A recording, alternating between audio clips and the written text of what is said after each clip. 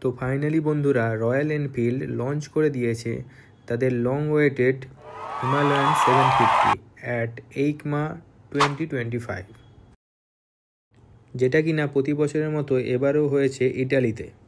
তোমরা দেখতে পাচ্ছ big Chunky 750cc twin cylinder parallel engine, যেটা থেকে আমরা সহজেই আশা করতে পারি 75 টর্ক আর 78 bhp। এখানে আমরা দেখতে পাচ্ছি একটা বেশ বড়সড় পেট্রোল ট্যাঙ্ক, যেটাতে আরামসে 15 to 20 লিটার পেট্রোল ধরে যাবে। আরও ভালো করে দেখলে আমরা দেখতে পারি হিমালয়ান 450-র মতো সুইচ গিয়ার আর রাইড বাই ওয়ার থ্রটল আর মোড চেঞ্জ করার বাটনও কিন্তু এখানে দেখা যাচ্ছে। আরও ভালো করে দেখলে আমরা দেখতে পাই অ্যাডজাস্টেবল ফ্রন্ট সাসপেনশন আর সবচেয়ে highlighted features cruise control. Royal Enfield এবারের EICMA-তে হিমালয়ান 750-কে এভাবেই সেমি রিভিল করেছে এবং তারা ক্লেম করেছে এটা এখনও প্রোডাকশান ভ্যারিয়েন্ট হিসেবে রেডি নয়।